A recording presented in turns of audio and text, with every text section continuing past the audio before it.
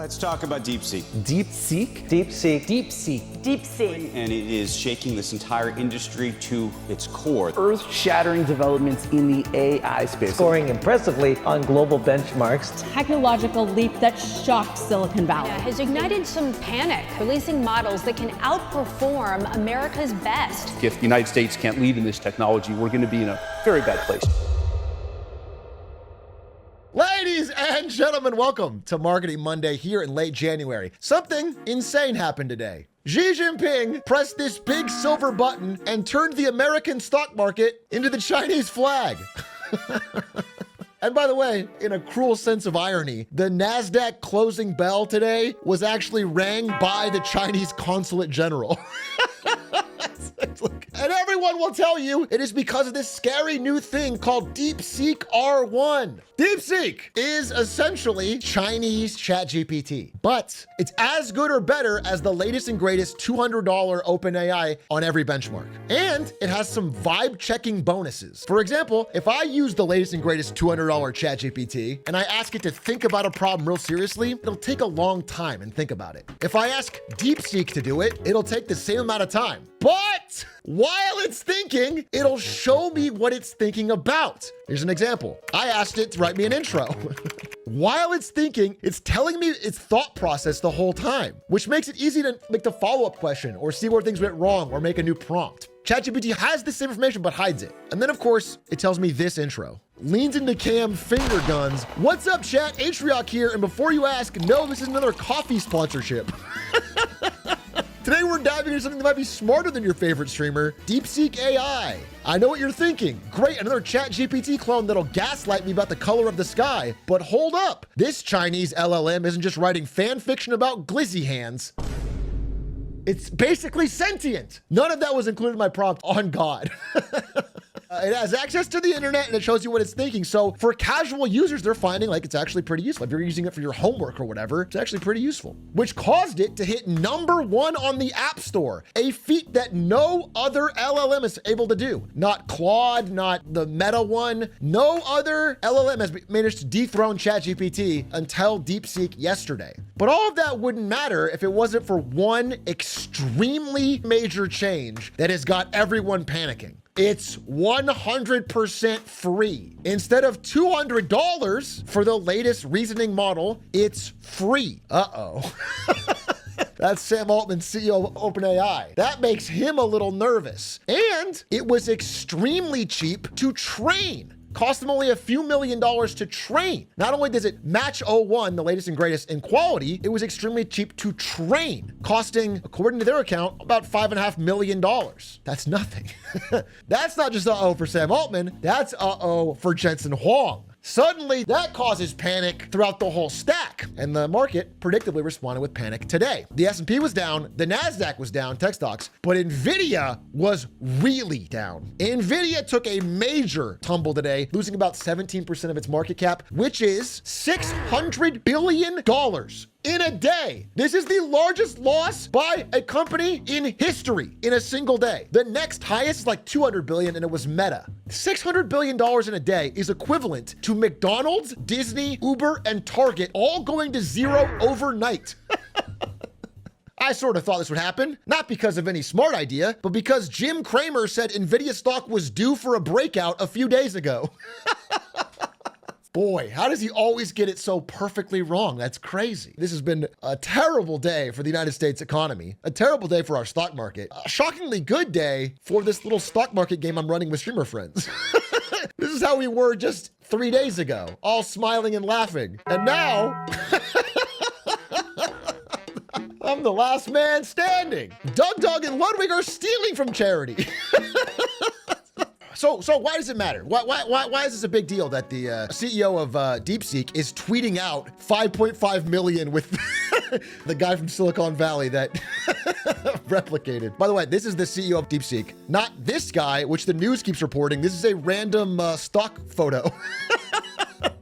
But anyway, why does this matter? Why does this guy trading a new ChatGPT cheaper stop Jensen Huang from signing titties? These companies, big tech companies, are in a major war to be the leader of AI. It's the thing where if you dominate it, you're going to dominate everything for the future. It's going to make a lot of money. And these guys have led the pack in America and by extension, the world, because America's been leading in AI. And these companies have combined spent tens or hundreds of billions of dollars just buying NVIDIA chips. Each NVIDIA chip looks like this, called H100. Each one of these chips can cost $40,000 each. And these four companies buy a lot of them. Oh, again, they only cost like $3,000 to make. So it's a big markup. Microsoft in the last year bought 450,000 of these chips at 40 grand each. So while these guys are all racing to win this gold rush for AI, Jensen Huang has been smiling, signing titties, and selling the shovels. Meta bought 350,000, Amazon bought 200,000, Google bought 170,000. And it's because they all want to have the latest and greatest, strongest AI model. And to do that, the logic goes, you need the most chips. If I have more chips than you and more H100s, I can build a more powerful model. Now, some of you are asking, isn't part of this war not just America? Isn't there an AI war with China? Yes, but until recently, there's been a great chess game going on by American tech. American tech has been sort of out-competing China by pushing America to put export restrictions on these NVIDIA chips so that China cannot get their hands on them. This is the current shipment curbs globally. If you are not one of these blue countries, you can't buy the latest and greatest chips. And so we will keep spending all this money and buying it, but no one else can. The race is only between us. And obviously China and Russia are the ones that can't. They can't buy export restrictions. They can only buy the H800. Yuck! Who wants an H800 when you can have an H100? If you flash back to 2023, these chip restrictions were working. Like when Baidu, which is China's Google, put out their ChatGPT competitor, it wasn't very good and their stock plummeted. General consensus was China is a year and a half behind at best. And Sam Altman was pretty freaking happy. Sam Altman, CEO of OpenAI, as the leader of the American market, is thinking, I'm on top. He even, after apologizing to Trump and getting down on one knee and talking about how great he actually was, he even got this brand new Stargate investment where the US was gonna put a $500 billion investment into AI that basically benefits ChatGPT. Everything's looking good for Sam Altman a few days ago. So he is pogging. He's letting his goofy side shine through.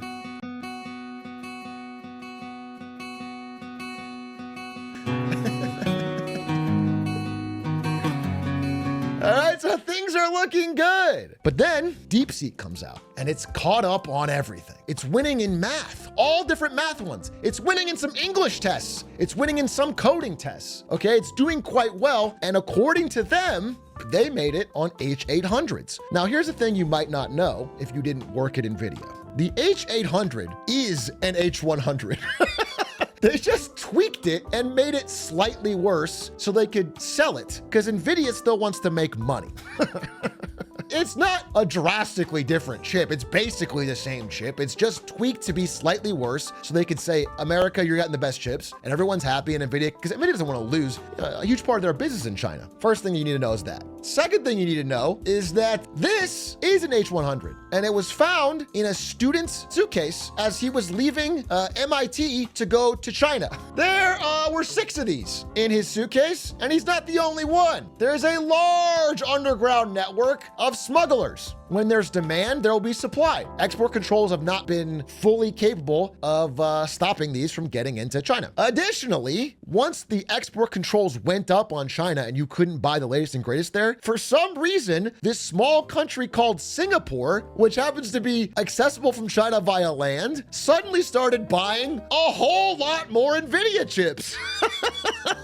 Suddenly like 15 to 20% of NVIDIA's revenue. I don't know why Singapore suddenly needed so many NVIDIA chips, but perhaps they're being bought there and then sent into China. Perhaps, as is speculated by this American tech CEO, who does work in China as well, I believe, who said, the Chinese labs, they have more H100s than people think. My understanding is that DeepSeek has about 50,000 H100s, which they can't talk about, obviously, because it is against the export controls that the United States has put in place. They have more chips than other people expect, but also on a go-forward basis, they are going to be limited by the chip controls and the export controls that we have in place. This is a speculative statement. We don't know if it's true or not, but there's an indication that they have more H100s than they've let on. However, there's still more to this story. They released specific open source details on everything they did. And in fact, when experts have looked into it, as they have, it's actually seemingly quite true. It adds up. This new model was trained for $6 million on H800s. They built this model off of a larger model that they created earlier that was trained on thousands of H100s. So this is still incredibly efficient. It is still a massive breakthrough in the efficiency of their code and their ability to do more with less because of the restrictions. However, they still have a lot of H100s. Needs to be understood. Meta is scrambling. Zuckerberg, all of these AI tech companies are scrambling overnight to throw together war rooms to figure out how they can get their costs down to the level of DeepSeek. And lastly, one more thing as an criticism that I need to say before I go into the next part is that if you are a true red-blooded American,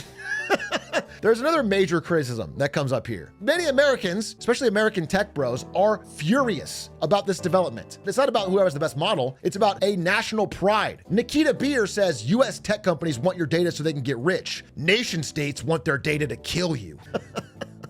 Americans sure do love giving their data away to the CCP in exchange for free stuff, which I guess is a fair criticism, but you are an OpenAI employee.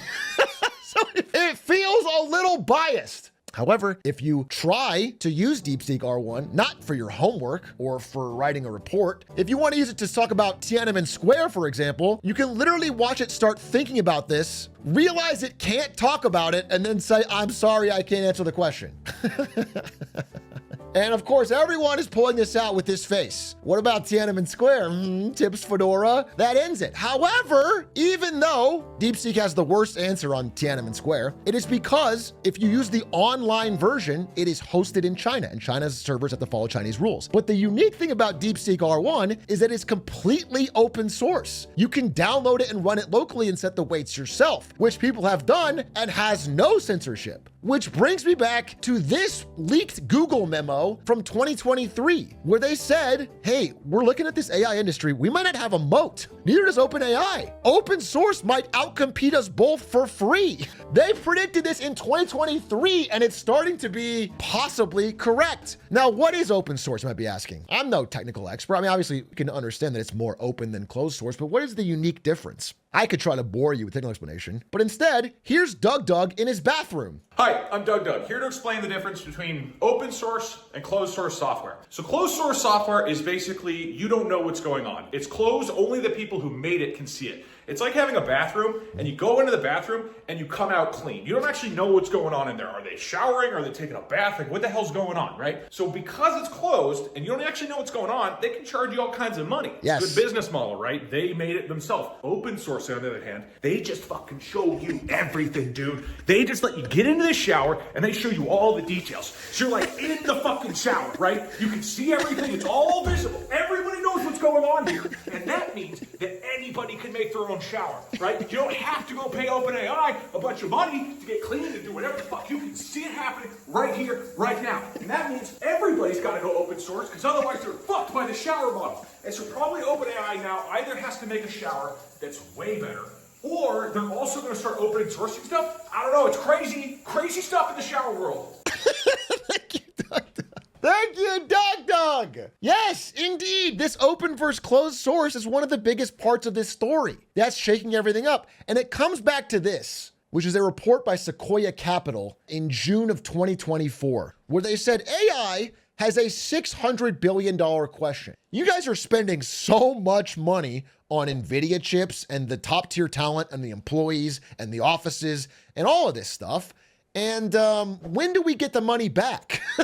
When do we make the money? And they said, basically, the AI revenue we would need is $600 billion.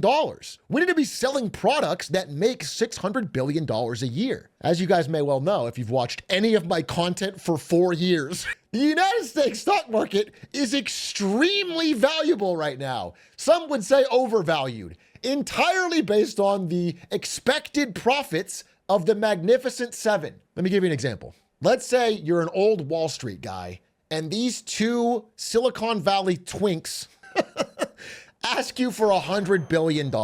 They say, hey, You give us $100 billion, we buy a bunch of NVIDIA chips, we invent something cool, question mark. Consumers buy this thing, and then we make way more money. Money back to you. But what if, right around here, this question mark phase, what if somebody comes along and offers the same question mark for free? By the way, it is their side project.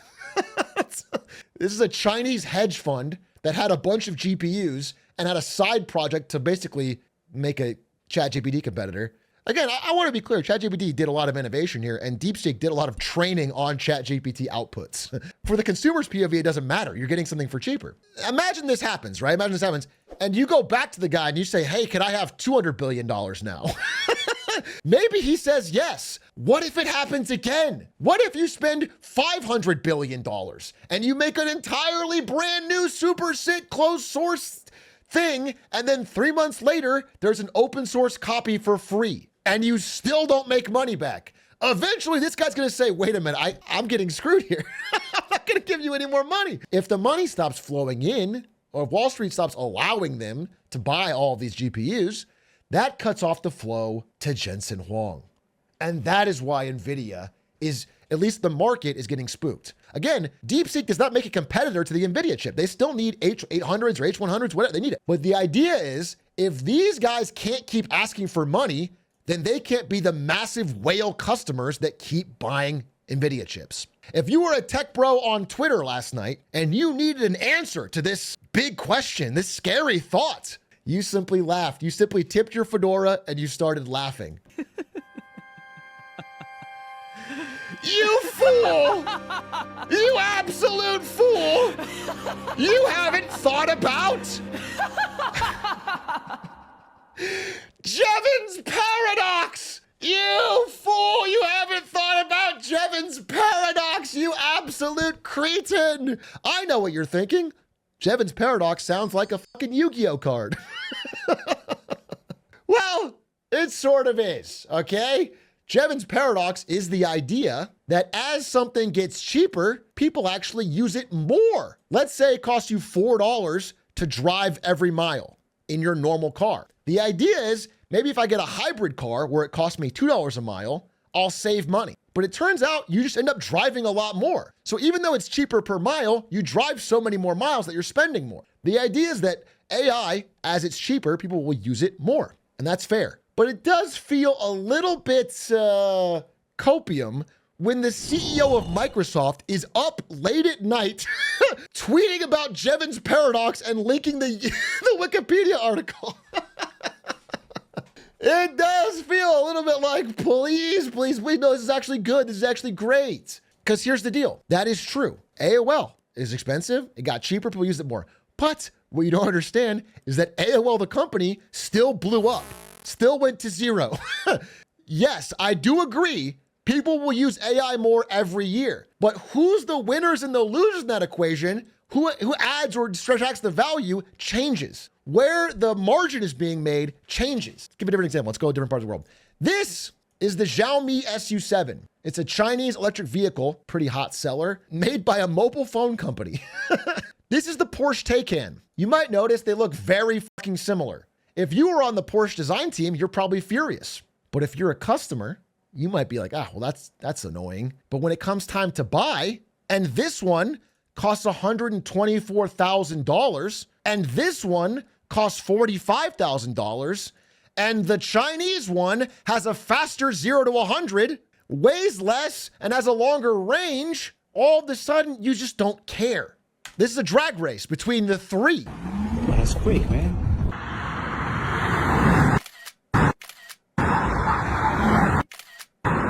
Xiaomi wins, but probably faked, right? I mean, the top comment was like, why don't you bring your awesome SU7 to race in Nürburgring? You can't do it because you won't make it for a lap. They brought it there and then it got the record. It was the fastest four-door sedan ever recorded. I 100% agree that it's a little bit fucked to steal the idea, but from a consumer POV, we have to understand the market dynamics of when you can get something that much cheaper, it's not a question. If you are a user right now, like, hey, I have to do my homework tonight, I don't want to spend 20 bucks for ChatGPT Pro and I'm running out of tokens or whatever. I'll just go to DeepSeek and it's free. This is the problem. This is the scary part. It's not about how they tested it or how they made it or how much it costs to make. Those are important and we should figure that out. What matters is what they're offering it for. That's what changes the whole paradigm. They're offering it for free. Let me give you another example. Let's say you're an AI startup like Replica here that makes AI boyfriends and girlfriends. You can chat with your AI boyfriend for $300. Your companion will never die, argue, or cheat until his algorithm is upgraded. Replica made this avatar, but the actual chatting is done by ChatGPT. So this lonely woman gives $300 to Replica, and Replica has to give a lot of that money to ChatGPT. What if you're Replica and you're like, wait a minute, I can save a fuck ton of money by keeping the $300 and giving a tiny bit to DeepSeek R1, which is just as good. Do you understand how this upends the entire business model of OpenAI? All the plans they had to make money are suddenly thrown off. And here's the thing. OpenAI costs $200 for something equivalent to R1. And Sam Altman has said they are losing money on that. If it costs $200 and they're losing money on that one, then how the fuck are they going to make money if they have to compete and cut their prices 95%? For some crazy reason, we have a few big, protected, monopolistic national champions in America. And they have a fierce, brutal competition right now, a capitalist competition in China. There's like 100 EV companies fighting over price in China. ByteDance is cutting their price, so Alibaba cuts their price. Consumers are benefiting because they're competing back and forth. This is exactly what Lina Khan said would happen with AI. This is exactly what she said about this. And as we have the government getting involved and personally giving a $500 billion AI investment that benefits just ChatGPT, we have to think about how this stuff makes us more fragile. It doesn't make us stronger, it makes us more fragile. We have one company to rely on. And all of this would be an interesting story. I think a little bit overblown. Against that parody, it's not better. But the worry is that the hits will keep coming. This morning, DeepSeek followed up with an entirely new announcement. Said, hey, we're not just competing with ChatGPT, we're now competing with Midjourney. They made Janus Pro. This is an AI model that wins image generation of benchmarks. And again, cheap, free. This is the scary part. It's also open source. The biggest concern, and I would have this concern too, is like if it's hosted on Chinese servers, I'm sending all my data there, required Chinese censorship laws, but you can just download, you can run it locally. Someone in America can run it locally on a website and put it up for you. In response, Donald Trump, an hour ago, before this presentation, said it was a wake-up call for US tech. I think that's true. That's a very wise thing to say. It is a wake-up call. We got to figure out how to answer this. And instead of any number of solutions to make competition more fierce in America, further restrict high-end chip exports to China, crack down even further, even follow the old strategy or try a new one, he decided that we're going to tariff Taiwan. The country that has the foundries that make the NVIDIA chips so that they'll be more expensive when they arrive in America? It doesn't make any sense. Particularly in the very near future, we're going to be placing tariffs on foreign production of computer chips, semiconductors, and pharmaceuticals to return production of these essential goods to the United States of America. They left us and they went to Taiwan, which is about 98% of the chip business, by the way. Yeah. And we want them to come back, and we don't want to give them billions of dollars like this ridiculous program that Biden has. Give everybody billions of dollars. They already have billions of dollars. They've got nothing but money, Joe. They didn't need money. They needed an incentive, and the incentive is going to be they're not going to want to pay a 25, 50, or even 100% tax. They're going to build their factory. All right, so just to be clear, money is an incentive. And it did work. It got a TSMC factory in Arizona that's producing chips. What I'm concerned about is the tariffs will make chips more expensive at exactly the wrong moment, when every American company is going to be doing their best to cut costs to make it cheaper so they're competitive. As you make it more expensive for Americans, it is going to put us further behind. I just don't agree with this. But that's where we find ourselves. I do want to say, and it needs to be said, DeepSeek AI was trained on ChatGPT outputs. There are incredible AI researchers in America. There are incredible productions being made. And again, this is parity, not really exceeding. It's parity. The problem is not that we don't have great stuff, but the problem is our system is set up in a way we can't seem to make money on it. We can't seem to not burn cash hand over fist. And if we can't figure that out, then the cost advantage is going to ruin the industry. I mean, it's going to ruin it. There's just no reason. Even if we ban DeepSeek AI and ban every Chinese AI and slow down everything, other countries are just going to pick the cheaper option, especially if it's close. So I need this to be understood. This is a wake-up call moment. It's not the end-all, be-all. Every year, we're going to need more compute. We're going to need more energy and more compute every year. That's a fact. But who the winners and losers of that is going to change. I think we should be more serious and thoughtful about the right way to tackle this, because this is a very, very important question. And we'll follow up with more of it next week on Marketing Monday. Thanks for watching.